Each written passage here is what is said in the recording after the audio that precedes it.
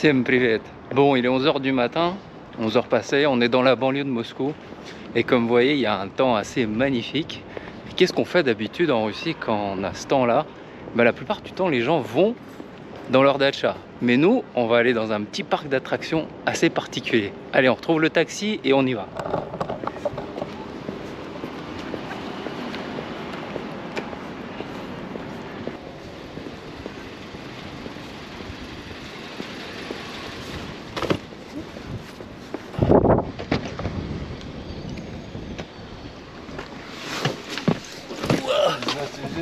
Да, надо быть худой, да?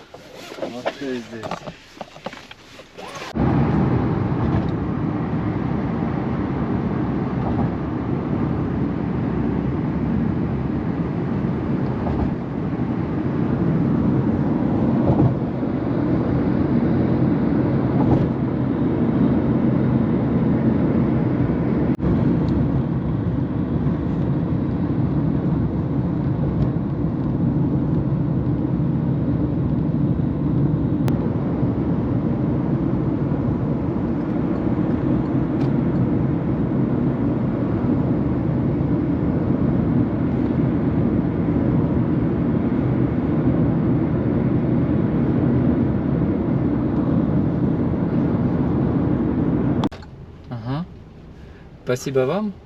Хорошего дня. Ага, до свидания.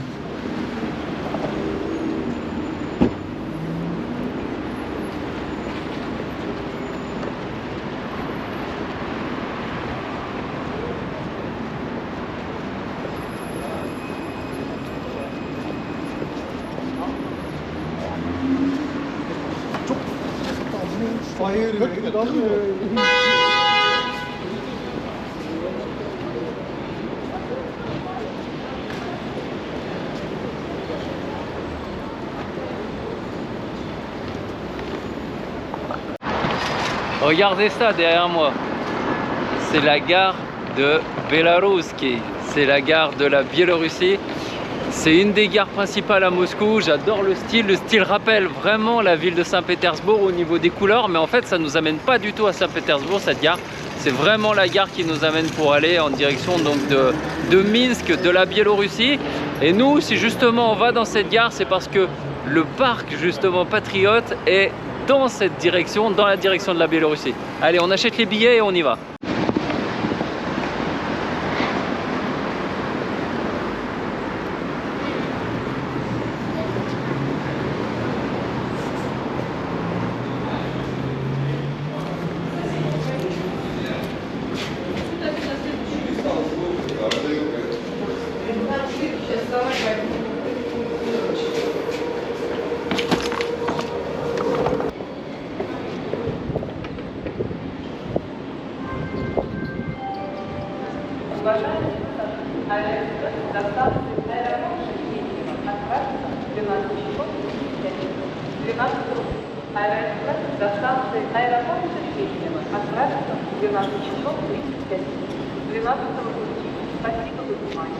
Пассажиры первого диаметра.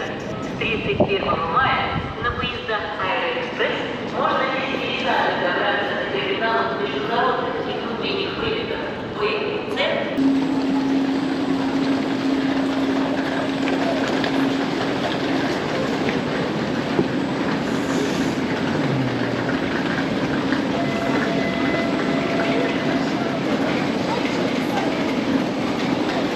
Alors on va aller à Golitsino. Golitsino. Allez, go, go, go. Tac. Express.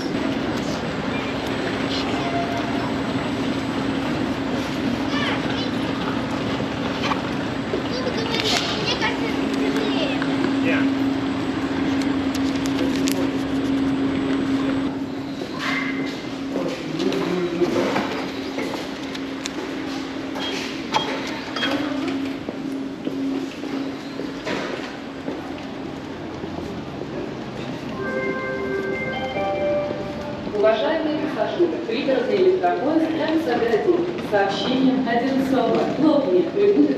Двери закрываются. Следующая остановка – Беговая.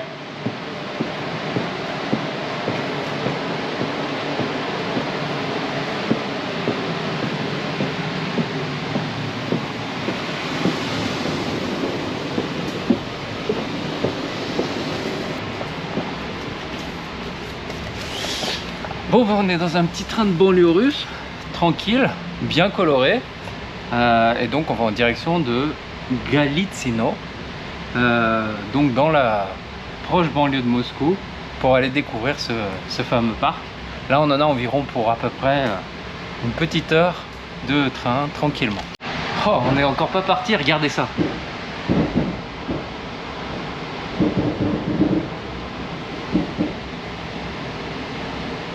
Bon, c'est vrai qu'aujourd'hui le temps pas super.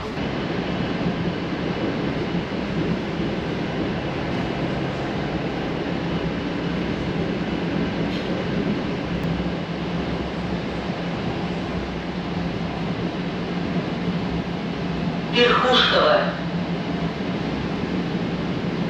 Голицыно. Конечная. Станция Голицыно. Поезд дальше не идет. Просьба выйти из вагона.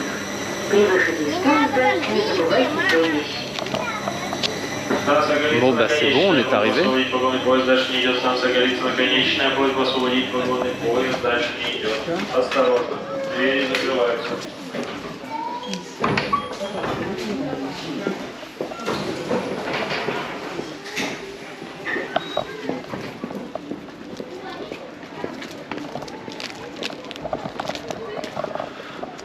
Bon bah c'est bon, on est arrivé donc à Galitsino. Donc c'est un petit peu notre Marne-la-Vallée à nous, puisqu'on a un autre petit Disneyland un peu particulier ici. Et là on sort rapidement de la gare. Et ensuite on va essayer de trouver donc la navette qui va nous emmener justement au parc Patriote et découvrir ce fameux parc ensemble.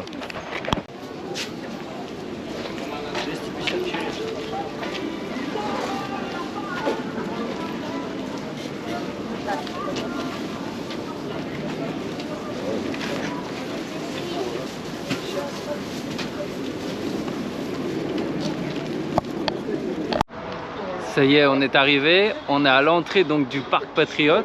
Donc juste derrière moi ici, on a l'entrée pour aller sur le territoire de l'église, parce que ici il y a vraiment une église qui est assez particulière. Et le territoire est énorme, c'est juste gigantesque. Ici, l'accès est gratuit pour cette partie-là, pour aller à l'église. Mais par contre, pour tout le reste du parc, donc il y a un billet qui coûte à peu près 500 roubles pour certaines parties, et si on veut le billet sur la totalité du territoire, c'est quelque chose comme environ 900 roubles pour les personnes adultes. Pour les enfants, le prix il faut le diviser par deux, et si c'est pour les familles, je crois que c'est 1000 roubles tout compris, quelque chose comme ça. Donc ça nous fait au cours actuel avec 1 euro 60 roubles. Voilà, vous faites le calcul, ça fait pas très cher. Pour un adulte, un billet complet, on s'en tire pour les 15 euros, et c'est un territoire juste immense.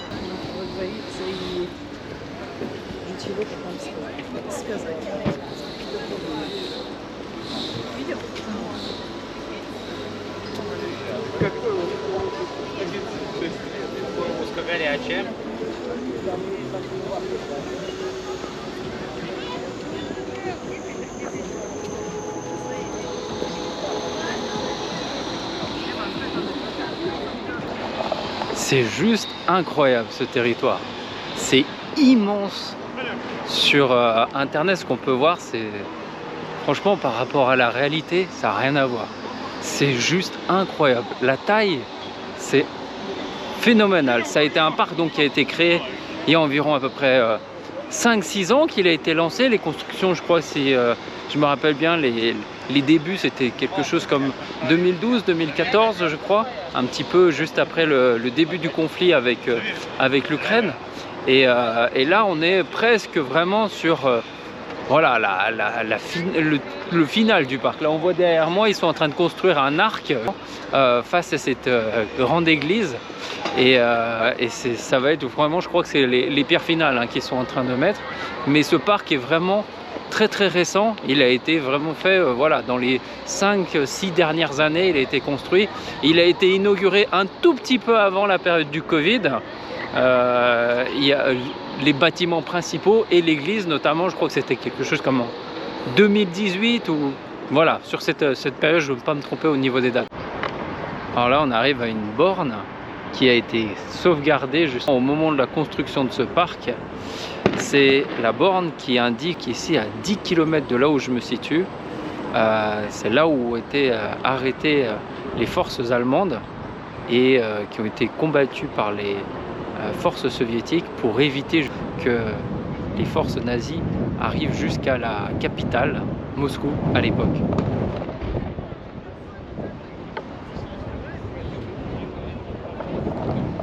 Alors on entend souvent là, quand je vais filmer, on entend beaucoup des petites explosions dans le parc parce que en fait, de part et d'autre en fait du parc, on a des stands de tir. Donc des gens viennent s'essayer ici avec des pistolets, des fusils, des kalachnikovs. Donc c'est normal si de temps en temps ça pète un peu. Et ben là on va arriver donc devant cette cathédrale. Franchement c'est monumental, c'est incroyable.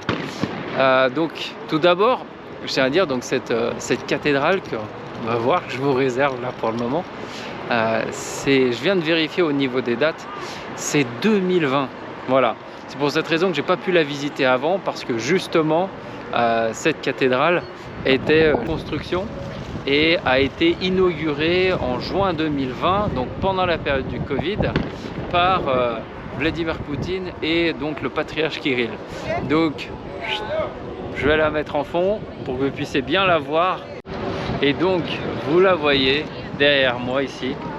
Il s'agit donc de la cathédrale des forces armées russes, Khram Voorozheniye Sili Rossiyi.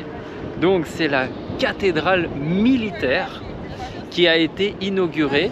C'est la cathédrale du Christ Sauveur. Donc on le voit sur le fronton de la cathédrale. Et si vous regardez bien, vous voyez les couleurs qui ont été utilisées sont vraiment les couleurs qui rappellent l'armée, le vert militaire.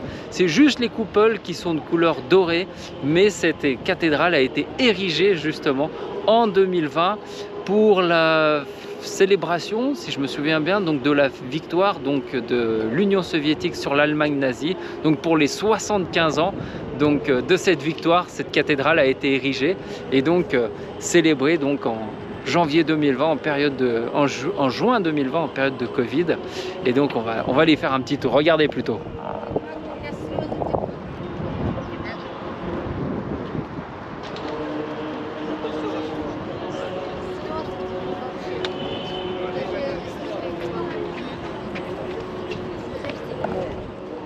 Et tout ce qui est autour de nous, toutes les icônes, les éléments du décor sont entièrement de couleur militaire. Donc on a pas mal de personnes qui patrouillent ici et c'est vraiment assez incroyable, c'est vraiment unique. J'ai jamais vu ça quelque part en Russie, un endroit qui est spirituel mais vraiment aux couleurs de l'armée, aux couleurs des forces militaires russes. On va rentrer, j'entendais tout à l'heure, j'ai l'impression qu'on a une messe. Donc on va voir un petit peu, on va essayer de regarder, voir si on peut aller filmer l'intérieur de cette église et justement les icônes.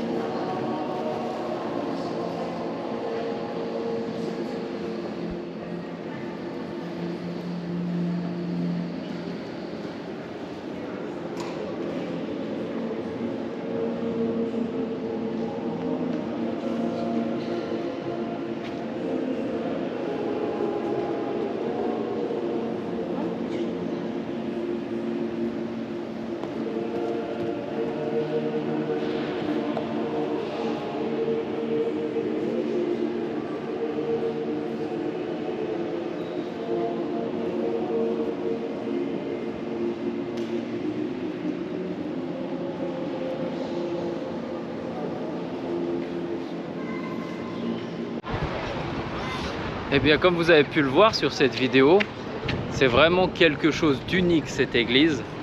Je peux vous dire que moi j'en ai vu beaucoup en Russie, énormément, que ce soit à Saint-Pétersbourg, dans la région de Moscou ou dans d'autres régions de Russie. Et je dois dire que j'ai encore jamais vu ça. Dans les mosaïques, comme vous avez pu le voir, on représente donc des grandes scènes de combat qu'il y a eu pendant la Deuxième Guerre mondiale, et en même temps des icônes du Christ qui sont représentées sur les vitraux. On va retrouver des symboles de bataillons, des symboles militaires. On va même retrouver la faucille et le marteau soviétique, également des étoiles rouges et des icônes religieuses. Il y a un mélange qui est assez particulier, et c'est vrai que c'est quelque chose qui peut nous paraître un peu inhabituel pour nous, en Europe notamment, parce que l'église est très souvent rattachée avec la paix, avec la religion, la communauté entre les gens. Mais l'église ici en Russie peut être également rattachée justement à des combats, et ça fait un petit peu rappeler des moments qu'on avait déjà vus par le passé avec comment dire, donc des prêtres et des pasteurs américains qui étaient sur des bateaux de guerre, qui baptisaient des avions de chasse, qui baptisaient des missiles.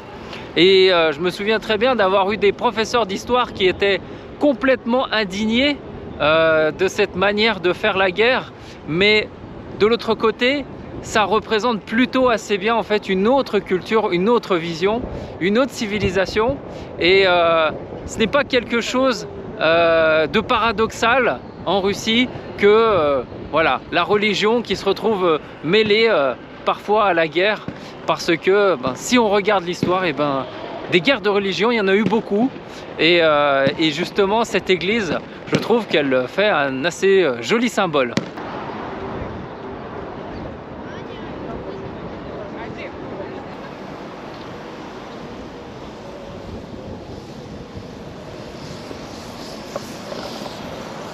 Bon, alors on se dirige en direction de la sortie du territoire de l'église, pour pouvoir cette fois-ci rentrer vraiment dans ce qu'on appelle vraiment le parc patriote, là où il y a toutes les expositions militaires.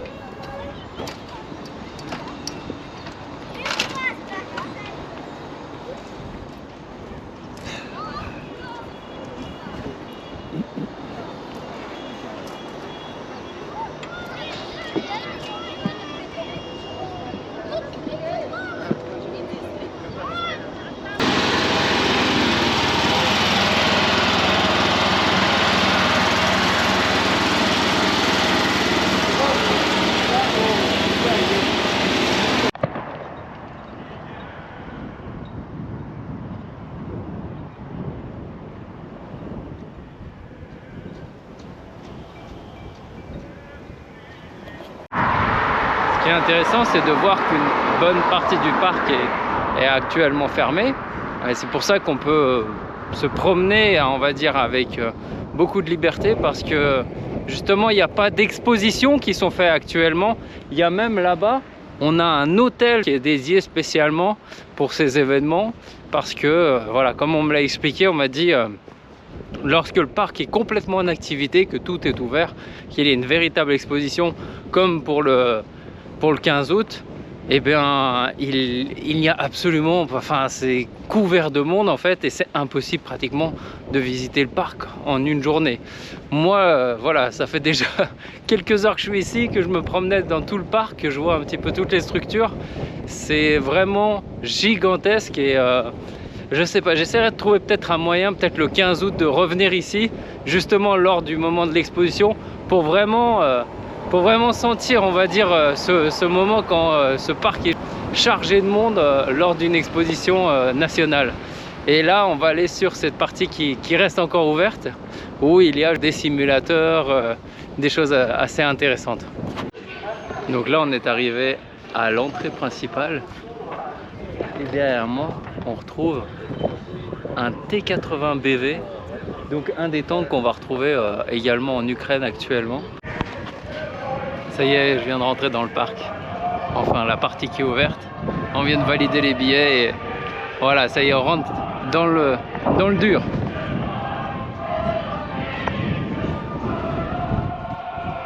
И специальной техники, а также баллистические ракеты. В павильоне номер 4 музейной площадки номер 1 расположен уникальный игровой центр. Тренажеры позволят почувствовать динамические нагрузки при стрельбе и управлении техникой, максимально приближенные к реальности. Напротив музейного комплекса располагается кафе «Арни», где вы можете вкусно и разнообразно покушать. Уважаемые посетители, обращаем ваше внимание на то, что объекты парка «Патриот» работают со вторника по пятницу с 10 до 18, в выходные и праздничные дни с 10 до 19 часов. Касса прекращает свою работу за час до закрытия парка. Понедельник – технический день. Получить информацию об объектах и предоставляемых услугах парка «Патриот» вы можете по телефону единой справочной службы 8 800 707 0107 или на официальном сайте www.patriotb.ru. При возникновении штатной ситуации необходимо незамедлительно обращаться к любому сотруднику парка «Патриот» или по телефону единой справочной службы 8 800 707 0107. На территории парка «Патриот» работают сувенирные магазины, где вы можете приобрести памятные подарки. Donc ici, on va vraiment retrouver tous les principaux avions qui sont dans l'armée de l'air russe. Donc là, je viens de voir celui que on va retrouver ici, derrière moi ici. On a ici un Su-27. Donc ça, c'est un de ceux qui sont actuellement en service dans l'armée de l'air russe. Et on a également d'autres qu'on peut voir qui sont un petit peu d'une autre époque. Donc ça, vraiment, il ne s'agit pas du tout de maquettes, mais vraiment de véritables anciens avions justement de chasse qui ont servi. Alors là, on a vraiment un des plus importants avions. Il s'agit du MiG-29.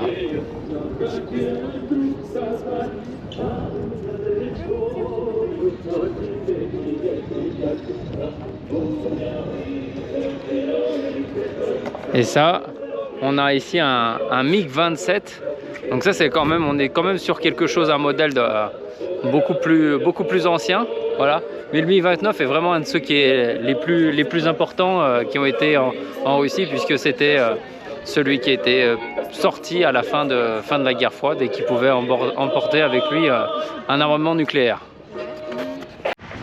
Alors là, on est sur la partie un petit peu plus terrestre et anti-aérienne, avec pas mal de missiles, de roquettes, de systèmes anti-aériens et également des radars.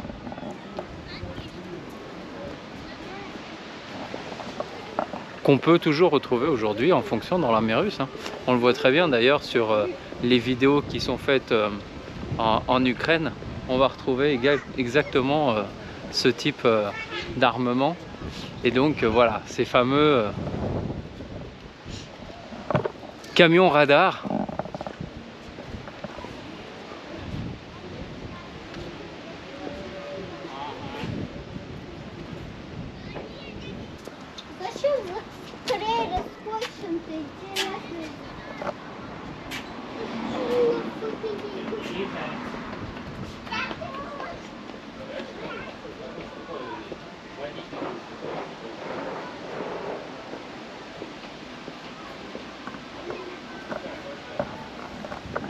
Ça, derrière moi, on a un lanceur de S-300. Donc ça aussi, c'est des lance-missiles multiples de l'époque soviétique et qu'on retrouve toujours aujourd'hui de manière beaucoup plus modernisée en Russie.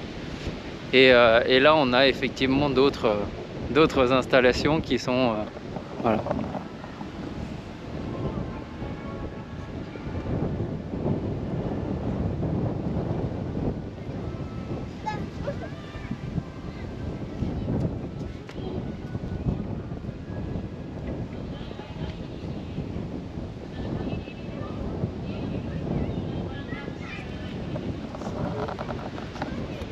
Voilà, donc on a derrière une belle vue donc, de tout le matériel d'époque soviétique qui existe au jour aujourd'hui, hein, toujours dans l'armée russe, qui a été bien évidemment modernisée.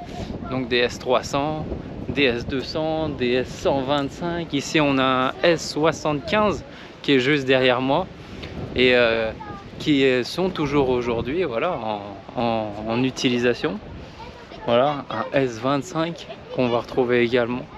Donc tout l'armement de l'armée russe et de l'Union soviétique qui est représenté ici sur cette partie, donc toute la partie armement anti-aérien.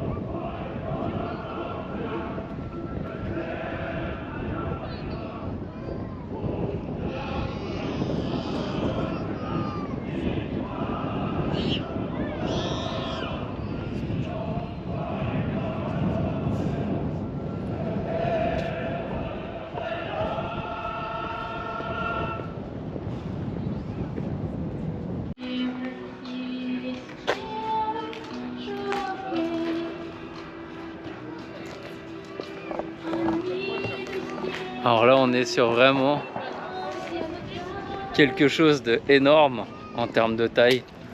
On est sur un Mi-26, donc un hélicoptère de transport de charge qui peut transporter jusqu'à 28 tonnes de matériel et décrocher au total 20 tonnes de matériel du sol. Et ça aussi, c'est un des bijoux des productions de l'Union soviétique en termes de technologie et de puissance. Avec la porte de déchargement à l'arrière ici, on peut voir les poignées d'ouverture des portes et des trappes pour faire sortir ce matériel de cet hélicoptère qui est vraiment gigantesque. C'est énorme. Je pense que ça doit être quelque chose qui ressemble un peu genre au Chinook aux États-Unis, ce qu'on peut voir souvent dans les films. Voilà, ça c'est vraiment les très gros hélicoptères qui sont allés jusqu'à faire des transports, je crois, en Afghanistan ou dans des zones où il y a eu effectivement des conflits. Ici, on va retrouver un Antonov 12. Donc ça, c'est vraiment un très vieil avion puisque c'est un avion des années 60. Donc qui servait essentiellement, voilà, pour soit les transports de troupes ou le matériel. Et c'est vraiment aussi pareil, des avions qui sont assez importants dans la mémoire collective, des avions très très importants pour l'armée russe.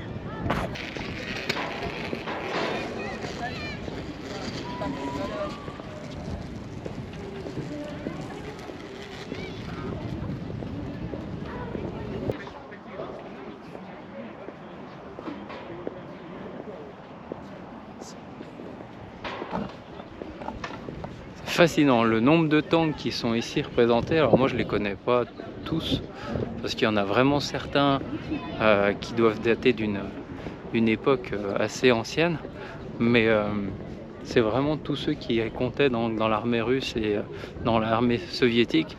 On va vraiment jusqu'à retrouver des mini tanks, des mini, je pense qu'ils appellent en Russie BTR, des blindés de transport de route.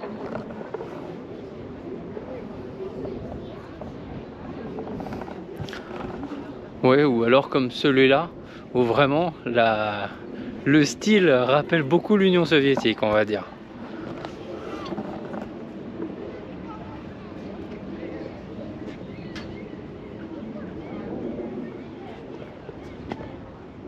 Voilà. Donc, Tigach Transporter. C'est sans doute un des ce qu'ils appellent transporteurs, donc ce qui sert à transporter troupes, mais ça, quand ils disent Tigach, c'est quelque chose, je pense, qui doit être utilisé justement dans la Sibérie ou la taïga pour faire des traversées de forêt ou des choses comme ça. On les retrouve pas mal, ce genre de transport de troupes un peu cubique. Rappelle assez ce qu'on peut retrouver par exemple dans le Kamchatka ou dans des régions où on a beaucoup de neige, de glace, de boue, parce que c'est le seul moyen qu'on peut utiliser pour aller se transporter dans ces régions.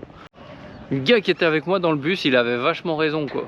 Parce qu'en fait, tout autour de moi, mais il n'y a que des tanks, des camions, des avions, des hélicoptères.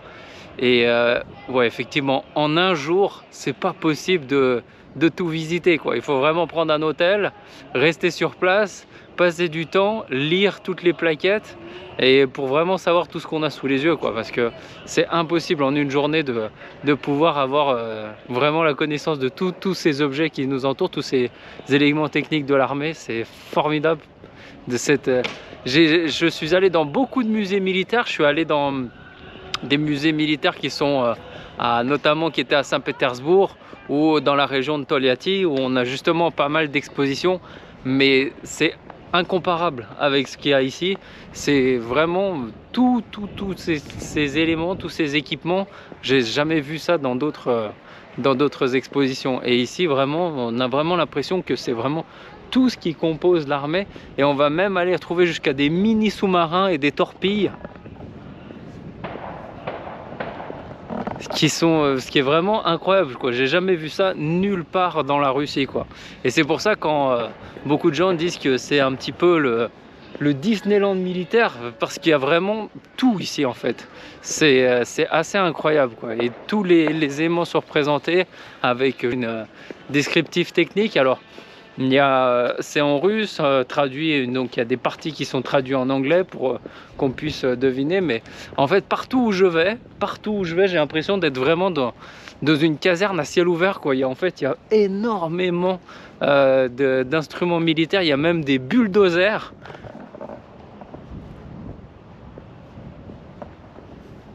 Qui sont ici, c'est vraiment, voilà, il y a tout. Et en fait, il y a vraiment tout. On va même retrouver donc des lance-missiles, des transporteurs de pétrole, en fait, transporteurs d'essence.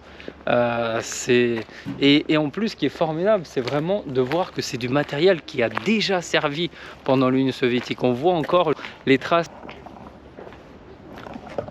inflammables. Donc, c'est vraiment que des éléments qui ont été à un moment donné qui ont été utilisés dans l'armée soviétique et dans l'armée russe, et qui servent pour assurer l'effectivité. Et c'est vraiment incroyable, quoi. Il n'y a vraiment pas de mots en fait pour expliquer ce qu'on ressent ici, parce qu'il y a énormément, mais vraiment c'est une concentration énorme de matériel militaire.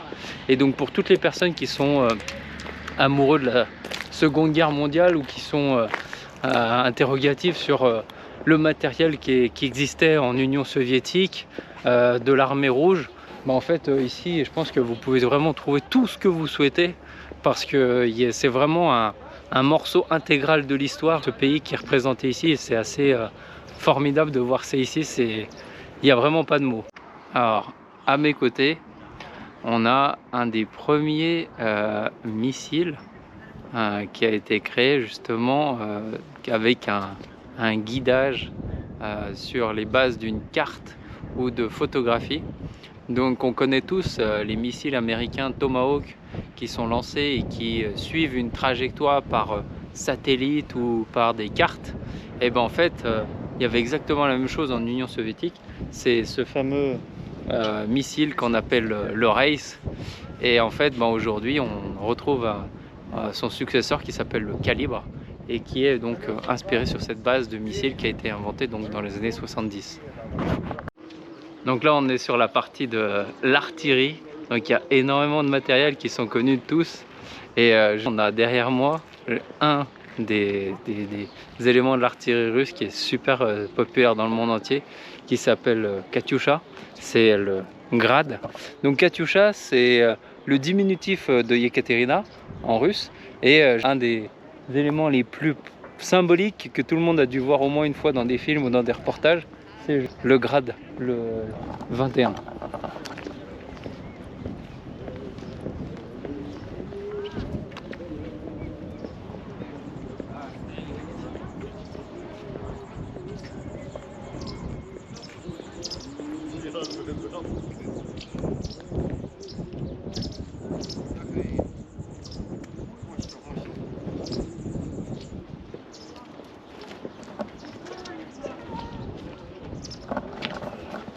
Alors faut pas croire que c'est parce que c'est quelque chose, un engin soviétique qu'il n'est pas utilisé aujourd'hui.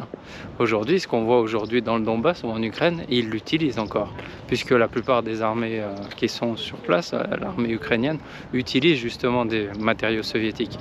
Et donc on va retrouver donc ce grade, mais on va aussi retrouver donc tout ce qui est derrière moi, donc tous ces éléments d'artillerie qui sont régulièrement utilisés et qu'on voit beaucoup dans les vidéos qui fuitent sur internet. Donc là je suis rentré à l'intérieur d'un des pavillons et l'exposition ici continue encore, et donc il y a encore des tanks, et c'est vraiment, on va aller vraiment sur du vieux tank vraiment très ancien, et c'est vraiment le début de l'Union soviétique qu'on peut retrouver ici.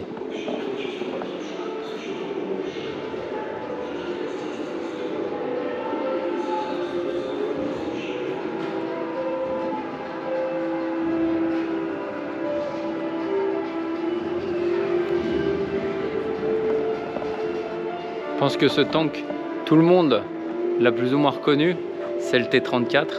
Donc c'est un des tanks mythiques de l'Union soviétique, puisque c'est ce tank-là qui a été produit en masse pour contrer les Allemands lorsqu'ils étaient à Stalingrad, et donc de les repousser jusqu'à Berlin. Et donc ça, c'est vraiment une fierté pour l'Union soviétique, ça a été un grand moment. Et aujourd'hui, je pense que tout le monde en Russie connaît l'histoire du T-34, parce que c'est pas un tank très technologique, mais c'est un tank très facile à construire. Et en fait, la particularité, c'est qu'ils en ont construit en masse pour pouvoir lutter justement contre l'Allemagne nazie à cette époque.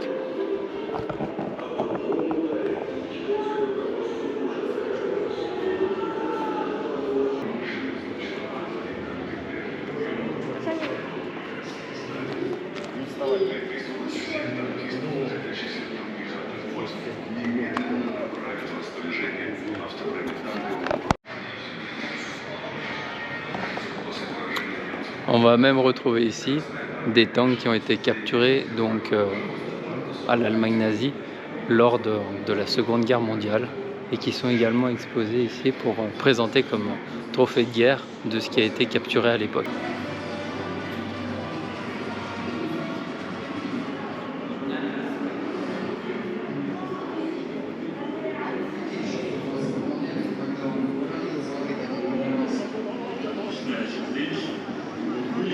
До этого ранее в парке Патриот смотрели машины подобные. И вот сейчас говорят, что туда пойдет на реставрацию. Очень интересно, съездим с удовольствием посмотрим.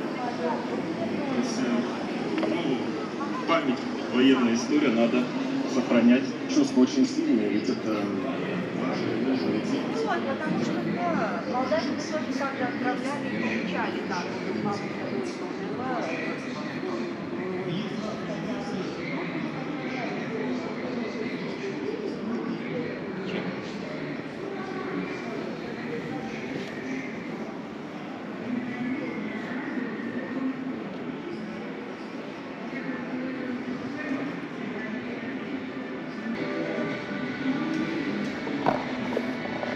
Et donc au milieu des tanks, on va retrouver une petite gaz 20, une gaz Pobeda. Donc Pobeda qui veut dire en Russie donc la victoire, une des voitures qui a été produite à cette époque.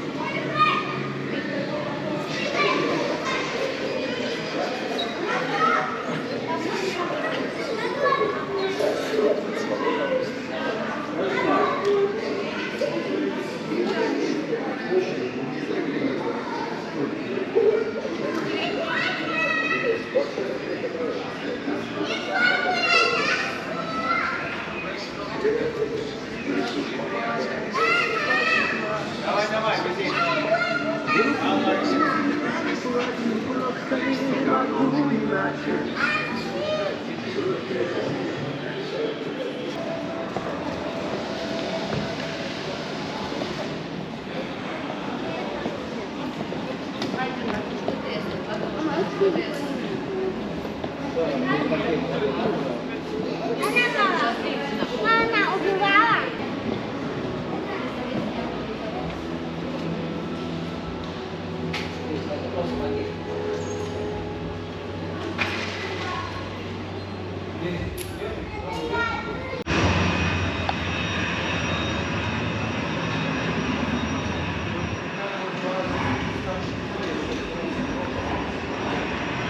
On a même ici droit à un véritable simulateur de tir comme dans les armées modernes.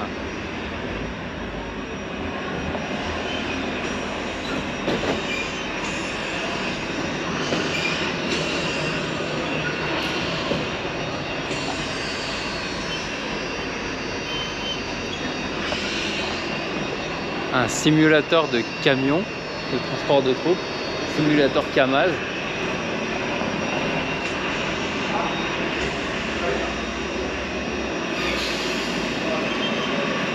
On a même des simulateurs ici d'avions également, des simulateurs de tanks dans cette zone.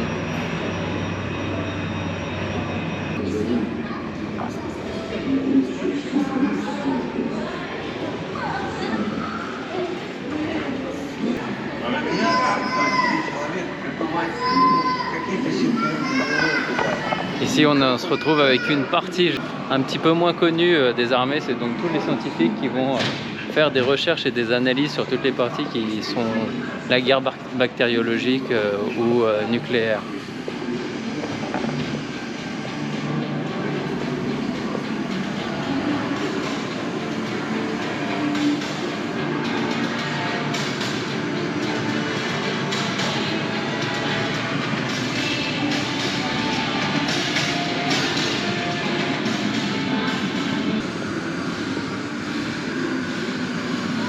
Incroyable. Plus j'avance et plus j'ai l'impression que ça s'arrête jamais en fait. Il y en a de partout, partout, partout. Et en fait ce qui est agréable c'est qu'il n'y a pas beaucoup de monde parce que le territoire est très grand. Et je pense qu'effectivement pendant les périodes d'exposition ça doit être quand même beaucoup plus chargé. Là on se retrouve sur la partie avec tous les missiles intercontinentaux, les grands missiles justement russes et ceux qui sont utilisés également par l'aviation.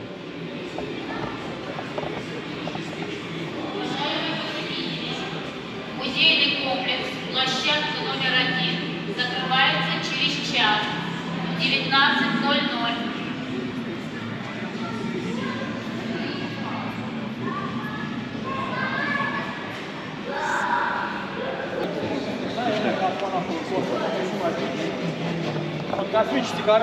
On a ici tous les satellites de l'Union soviétique et de la Russie qui ont été lancés.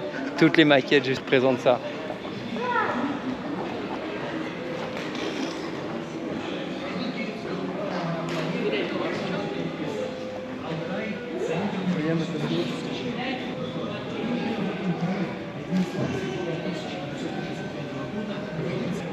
En fait, c'est beaucoup plus que simplement un musée militaire, puisque là, vraiment, on a une partie qui est complètement scientifique et qui représente un petit peu tout ce qui a été fait sous l'époque soviétique et l'époque russe moderne sur les satellites artificiels qui ont été lancés dans l'espace par la Russie et l'Union soviétique. Et on a vraiment tout le détail technologique de chaque satellite qui ont été envoyés, les dates, comment ils ont été faits, pour quelles raisons, etc. C'est vraiment incroyable et je pense que pour toute personne qui sont passionnées du cosmos ici, on peut trouver vraiment pas mal de choses assez intéressantes.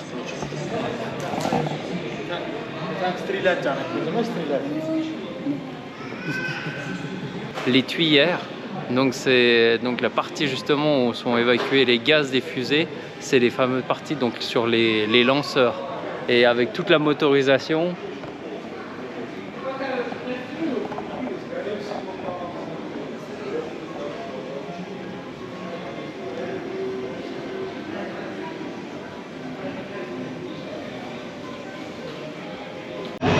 Alors j'aurais bien aimé tester cette partie, mais c'est vrai que c'est quand même quelque chose qui est très demandé ici, c'est la partie simulateur.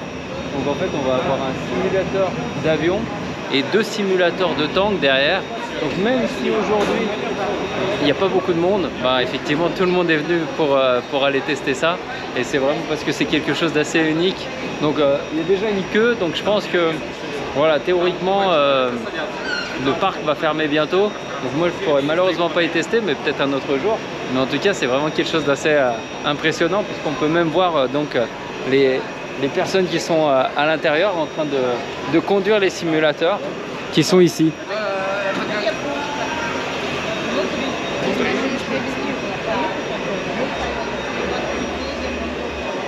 Donc et on va voir donc là-bas un opérateur qui justement donne un peu des instructions pour savoir un petit peu comment manipuler, et on voit exactement en 3D tout ce qui est diffusé sur les écrans et ici justement donc sur le simulateur au niveau des avions. Si on s'y prend un petit peu en avance, qu'on arrive assez tôt le matin, on peut quand même faire pas mal d'activités et voir le parc. Alors moi je l'ai fait un petit peu en version express aujourd'hui, mais je pense que c'est vraiment quelque chose qui peut être vraiment très intéressant pour toutes les personnes qui sont passionnées du domaine militaire et du domaine un peu spatial. Mais encore une fois, voilà, aujourd'hui on peut voir c'est assez calme au niveau de la fréquentation.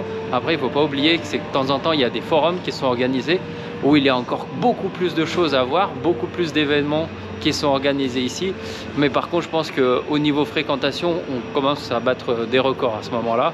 Et je sais pas, j'essaierai peut-être si j'arrive à trouver l'occasion le 15 août de venir ici voir un petit peu comment se passe le forum. Mais je pense que ça doit être rempli de monde, parce que déjà Moscou et les environs qui viennent voir cette présentation, ça doit être assez incroyable. Mais il faut se dire qu'il y a beaucoup de gens de toute la Russie qui vont venir à ces événements parce que ça attire énormément de gens. Et là aujourd'hui, si on va se retrouver dans un parc qui est plutôt calme, et ben c'est simplement parce qu'il n'y a pas ces événements. Mais voilà, il y a toute cette exposition. Puis en plus aujourd'hui il devait y avoir de la pluie. Avec de la chance on a évité ce moment-là, mais voilà, on est en fin de journée, il y avait un risque de pluie, et c'est pour cette raison en fait qu'on trouve un petit peu moins de fréquentation, et que ça permet de visiter ce parc et d'être un peu plus tranquille pour justement faire des vidéos. Et voilà une des choses qu'on a vues aussi dans ce parc, c'est cette cathédrale.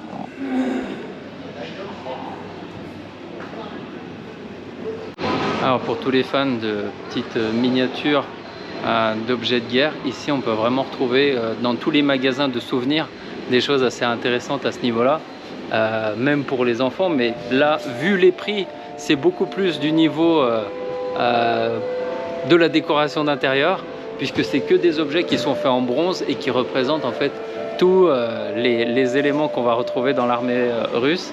Et vraiment la qualité est assez incroyable, mais il faut y mettre le prix parce que c'est du bronze.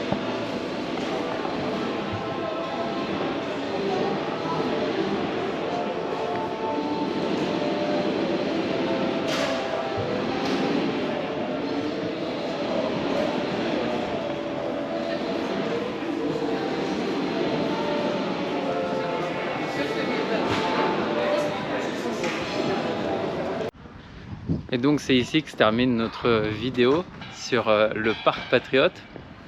Alors effectivement, on peut parler de ça un petit peu comme un Disneyland militaire.